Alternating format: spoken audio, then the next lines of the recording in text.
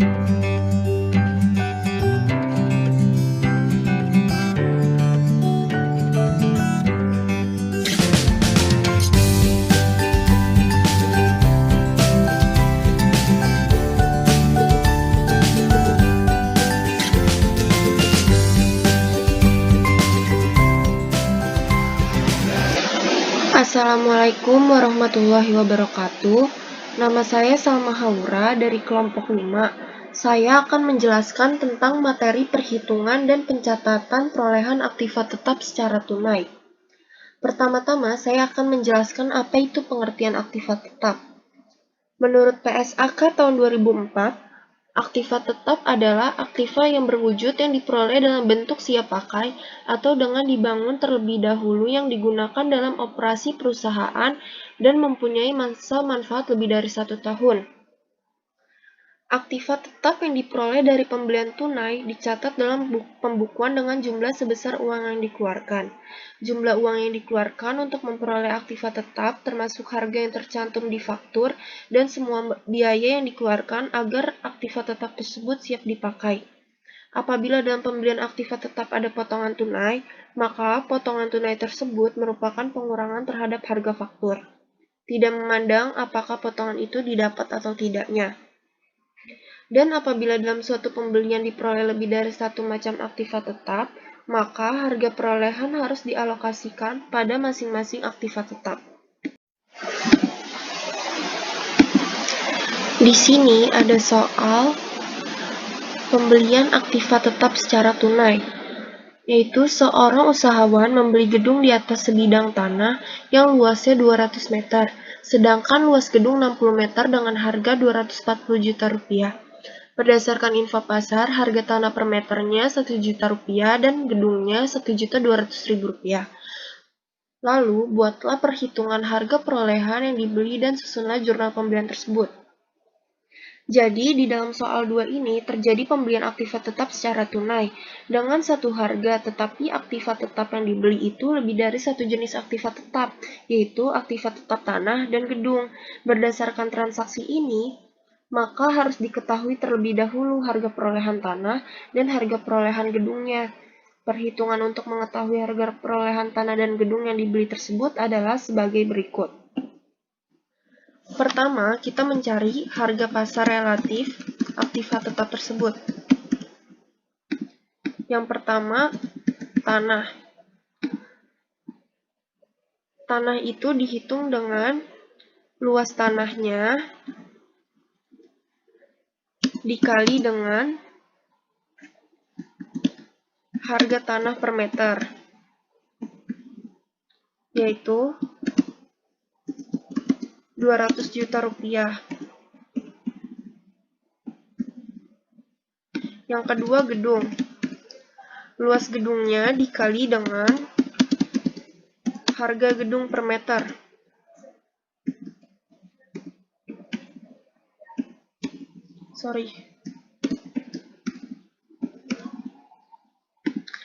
Jadi, harga pasar relatif gedungnya itu 72 juta rupiah.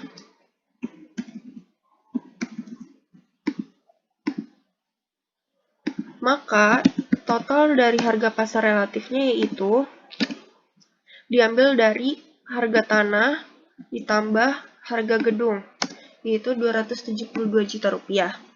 Ya, setelah itu kita mencari harga perolehannya.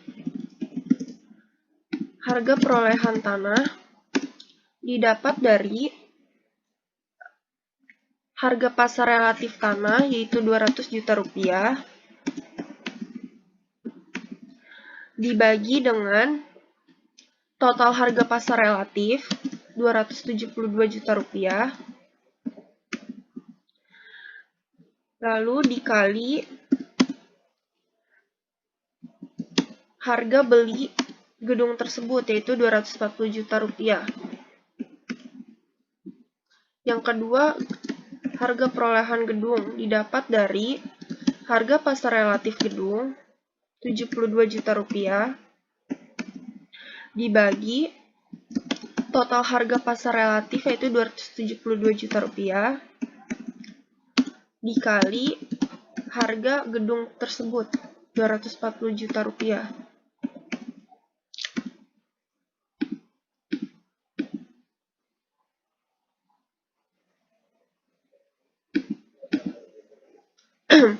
Maka, harga perolehan dari tanah dapat dihitung menggunakan Excel ya. 200 juta rupiah dibagi 272 juta rupiah dikali 240 juta rupiah, yaitu 176.470.588. Kita tulis manual. Kita bulatkan saja. Yang kedua, harga gedung, yaitu 72 juta rupiah dibagi total harga pasar relatif dikali 240 juta rupiah, yaitu 63.529.412. Kita bulatkan saja ya.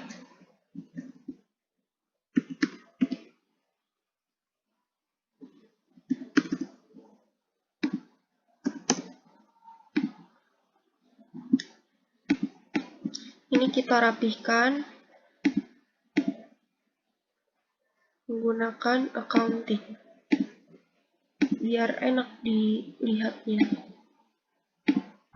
Nah, setelah itu kita sudah tahu harga masing-masing aktiva tetap tersebut. Harga tanah 176.470.588 rupiah, harga gedungnya 63.529.412 rupiah.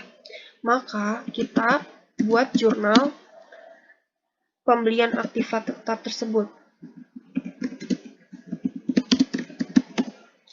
Jurnalnya adalah tanah dan seharga 176 juta, gedung 63 juta. Aktiva tetap tanah dan gedung berada di posisi debit, sedangkan kas berada di posisi kredit, yaitu 240 juta rupiah.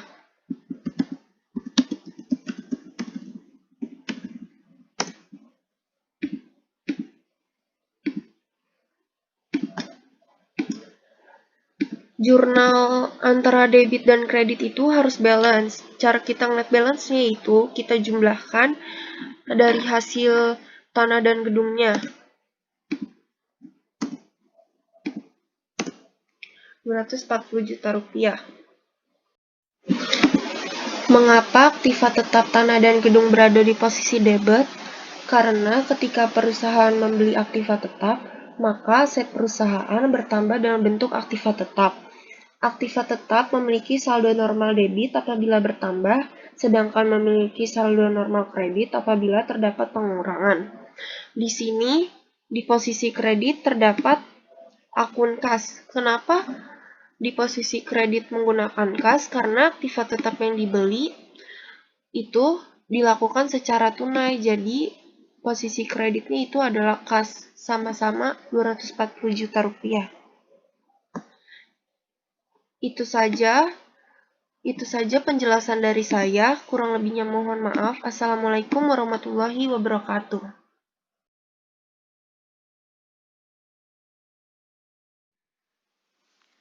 Assalamualaikum warahmatullahi wabarakatuh. Saya Belani Pijakona Wakilat. Saya akan melanjutkan materi perhitungan dan pencatatan perolehan aktiva tetap, yaitu lump-sum. Lump-sum atau borongan adalah pembelian secara paket yang terdiri dari gedung langsung dengan tanahnya atau mesin, mobil, dan lain-lain. Biasanya terjadi pada perusahaan yang sudah bangkrut. Untuk lebih jelasnya, kita akan langsung membahasnya dengan contoh soal berikut. Pada tanggal 1 Januari, PT Yana membeli aktiva tetap yang terdiri dari mesin, kendaraan, dan gedung. Pembelian dilakukan secara paket atau lump sum dengan harga 120 juta dengan harga pasar sebagai berikut. Harga pasar mesin 20 juta, kendaraan 35 juta, gedung 45 juta. Total harga pasar 100 juta ribu. Kemudian untuk dapat mengolah jurnalnya, pertama kita harus mencari harga perolehan masing-masing asetnya. Harga perolehan dihitung dengan cara harga pasar dibagi total harga pasar, kemudian dikalikan dengan harga paket. Maka mesin, harga pasar mesin 20 juta dibagi total harga pasar 100 juta ribu dikali harga paket 120 juta sama dengan 24 juta. Kendaraan, harga pasar kendaraan 35 juta, total harga pasar 100 juta dikali harga paket 120 juta sama dengan 42 juta ribu.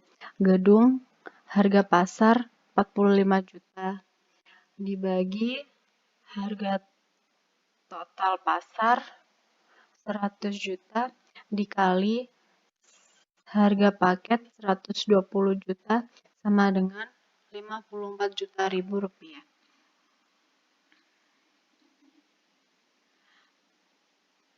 Kemudian saat harga perolehan dijumlah, hasilnya akan sama dengan harga paket 120 juta ribu rupiah. Setelah dihitung, kita mendapatkan harga perolehan dari masing-masing aset. Kemudian kita akan menjurnalnya. Pada tanggal 1 Januari, PT Yana membeli aktiva tetap, yaitu rehannya mesin di debit 24 juta, kendaraan di debit 42 juta, gedung di debit 54 juta.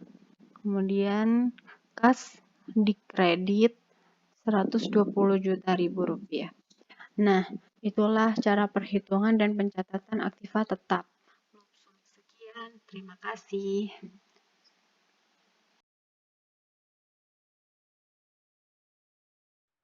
Bismillahirrahmanirrahim. Baiklah, saya Danisal Satiara akan menjelaskan bagian pencatatan pertukaran aktiva tetap dengan saham.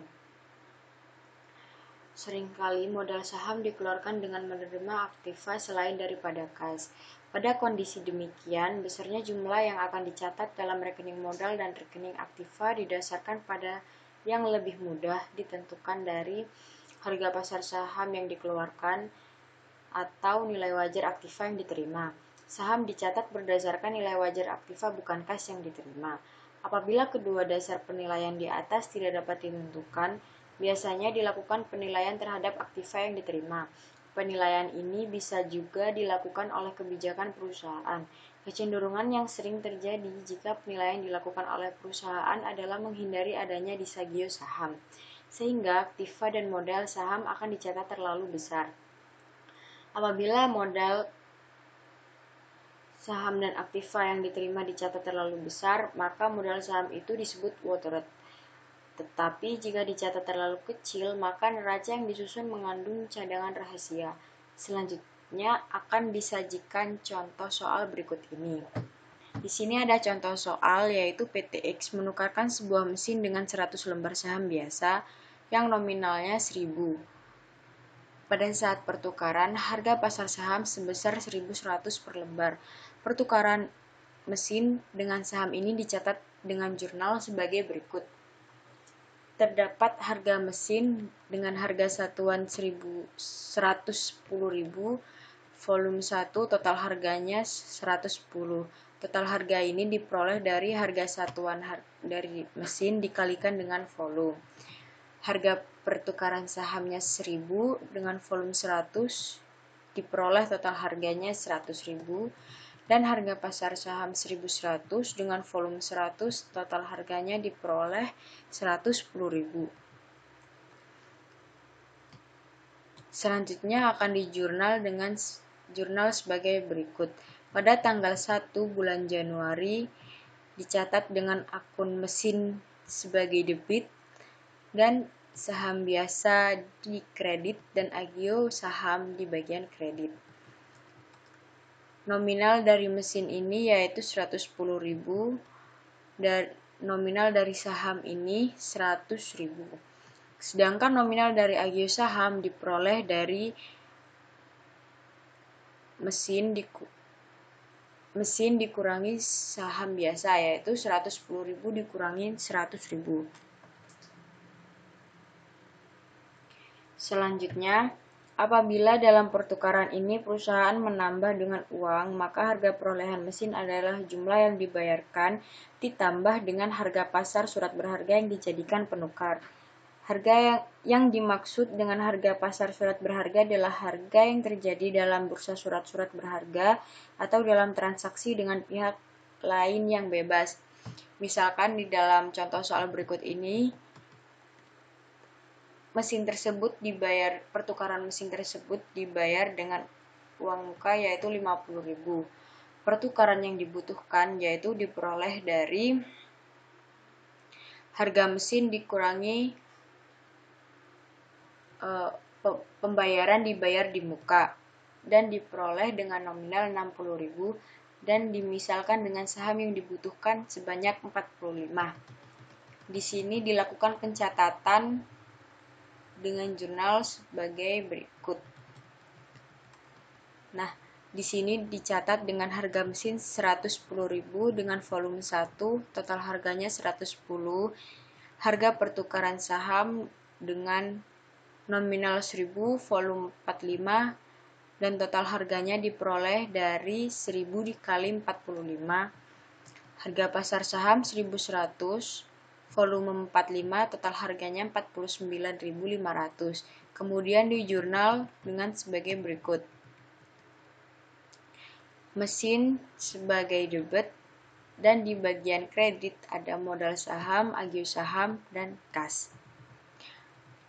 Mesin dengan nominal 110.000 ini diperoleh dari harga satuan mesin yang ini.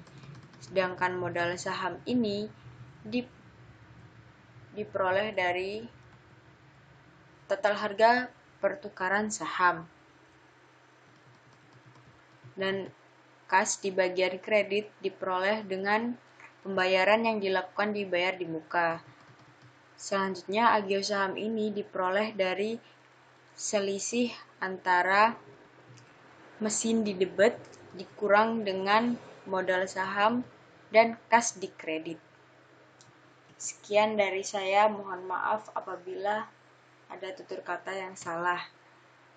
Terima kasih, wabillahi taufiq wal hidayah. Wassalamualaikum warahmatullahi wabarakatuh.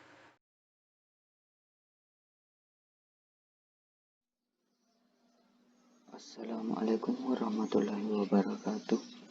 Saya Ilham Nurilahi dari kelas D3 KA 4303 akan menjelaskan pertukaran aktiva tetap. Contoh kasus. Pada awal tahun tanggal 4 Januari 2007, PT Andana menukarkan mesin lama dengan mesin baru. Harga perolehan mesin lama 6.400.000, akumulasi penyusutan sampai tanggal penukaran sebesar 4.500.000. Akumulasi mesin tersebut diterima dengan harga 1.300.000 dan harga faktur mesin yang baru sebesar 7.500.000. Kekurangan diselesaikan dengan uang tunai. Perhitungan. Pada perhitungan ini kita akan mencari nilai buku mesin lama, rugi penukaran mesin, dan yang dibutuhkan untuk membeli mesin baru. Untuk mencari nilai buku mesin lama, harga perolehan mesin lama dikurang dengan akumulasi penyusutan akan mendapatkan 1.900.000. Untuk rugi penukaran mesin, cara mencarinya itu dengan nilai buku mesin lama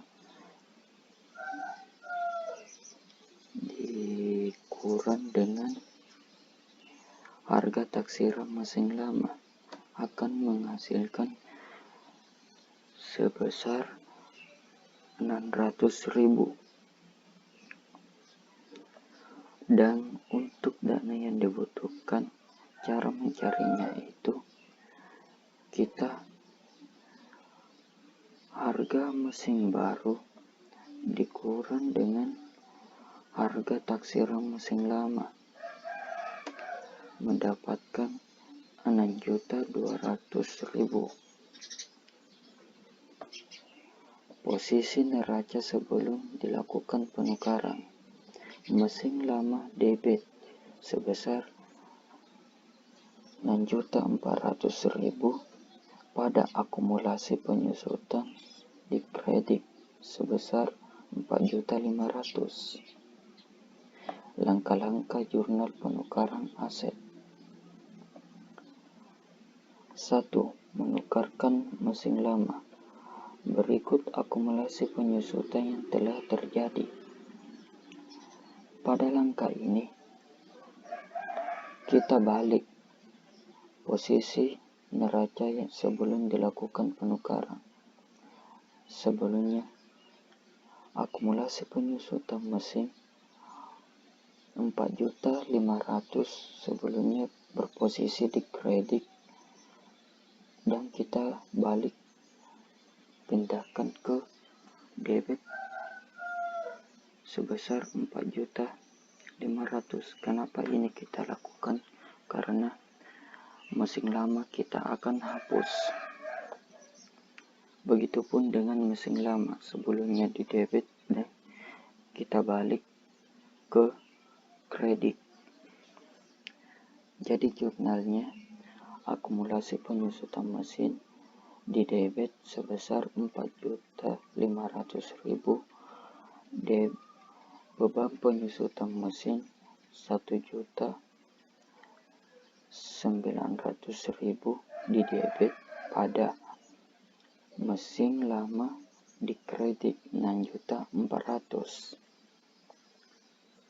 Langkah yang kedua, mendebit transaksi pengakuan mesin baru, rugi, dan uang yang ditambahkan untuk membeli mesin. Jurnalnya, mesin baru di debit sebesar 7.500.000 pada rugi penukaran aktiva di kredit sebesar 1.300.000 dan cash sebesar 6.200.000 di kredit. Kenapa cash? Karena uang yang ditambahkan untuk membeli mesin. Pada soal ini, kekurangan diselesaikan dengan uang tunai, berarti pembelian ini secara tunai. Yang ketiga, gabungkan jurnal 1 dan 2. Jurnalnya, mesin baru di debit 7.500.000, akumulasi penyusutan mesin 4.500.000, rugi penukaran aktiva 600.000 pada mesin lama 6.400.000, cash 6.200.000.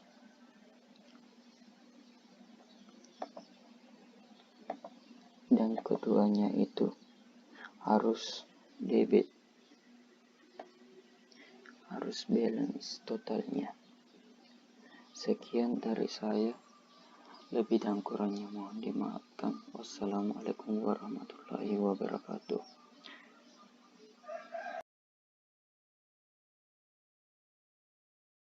Assalamualaikum warahmatullahi wabarakatuh. Perkenalkan, nama saya Arles Putu Denar dari kelas D3 KA 4303 ingin menjelaskan tentang pencatatan perolehan aktiva tetap menggunakan metode angsuran. Sebelumnya saya akan menjelaskan dulu, pada pembelian dengan angsuran tidak menghitung bunga angsuran sebagai harga perolehan aktiva tetap, melainkan sebagai beban bunga. Contoh soal yaitu sebagai berikut. Pada tanggal 20 Mei 2016, PT Pamungkas membeli kendaraan secara kredit sebesar 3.600.000 per bulan selama 2,5 tahun dengan nilai perolehan kendaraan sebesar 120 juta, pembayaran DP sebesar 18 juta rupiah. Nah, yang ditanyakan yaitu pertama, jurnal pengakuan aktiva tetap. Untuk memperoleh jurnal aktiva tetap, pertama kita akan mencari utang terlebih dahulu.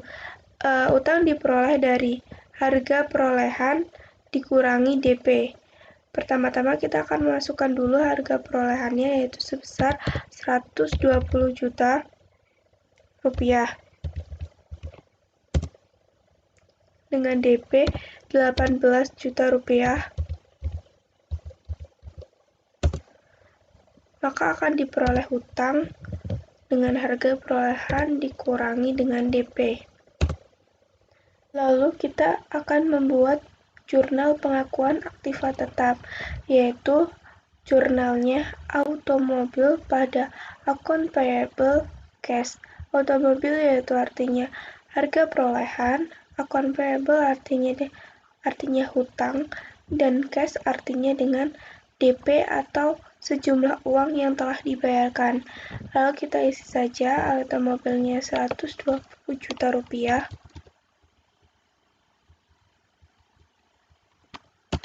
Dan akun payable-nya artinya hutang sebesar 102 juta rupiah.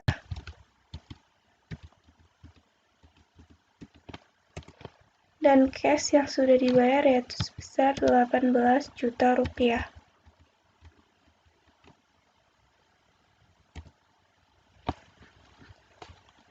Nah, untuk jurnal pengakuan aktiva tetap secara lengkap yaitu automobil didebit sebesar 120 juta rupiah pada akun payable dikredit sebesar 102 juta rupiah, cash dikredit sebesar 18 juta rupiah.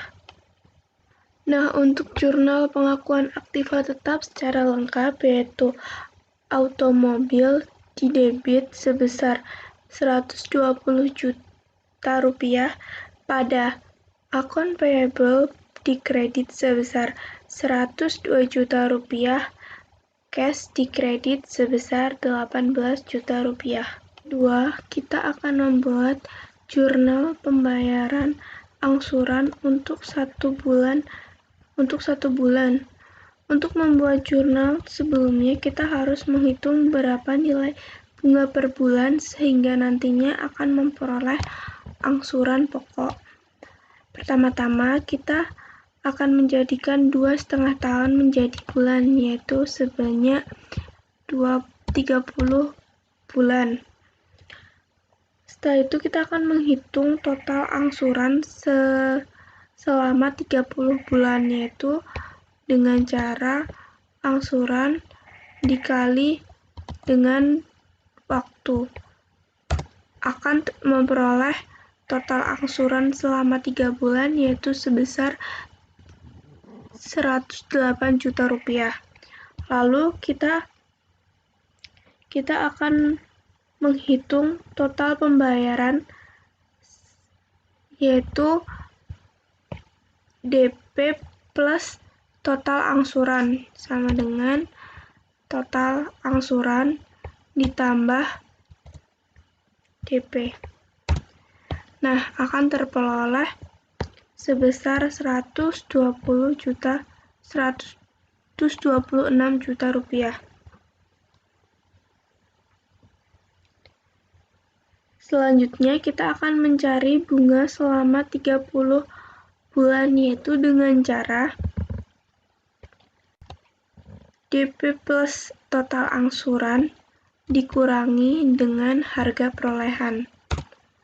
Nah, jadi terperoleh bunga sebesar 6 juta rupiah. Ini selama 36 bulan. Nah, untuk per bulannya yaitu bunga 36 bulan dibagi dengan waktu yaitu 30 bulan. Nah, bunga per bulannya yaitu sebesar 200.000. Untuk memperoleh angsuran pokok yaitu dengan cara angsuran per bulan dikurangi dengan bunga per bulan, akan terperoleh nilai angsuran pokok. Kita jadikan rupiah terlebih dahulu. Nah, setelah kita menghitung bunga per bulan dan angsuran pokok, lalu kita akan membuat jurnal, yaitu jurnal pembayaran angsuran per 1 bulan, yaitu account payable pada interest expense pada cash. Account payable di sini yang dimaksud yaitu angsuran pokok sebesar 3.400.000 dan interest expense yaitu bunga per bulan yaitu sebesar 200.000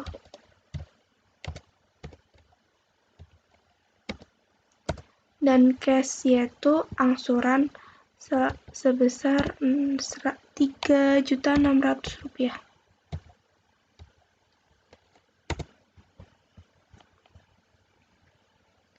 Nah, jadi jurnal pembayaran angsuran yaitu account payable di debit sebesar 3.400.000 rupiah, interest expense sebesar 200.000, pada cash sebesar 3.600.000 rupiah. Untuk cash, kenapa dikredit? Karena perusahaan mengeluarkan uang untuk membayar hutang dan beban bunga. Sekian dari saya. Apabila banyak kesalahan, saya mohon maaf. Wassalamualaikum warahmatullahi wabarakatuh.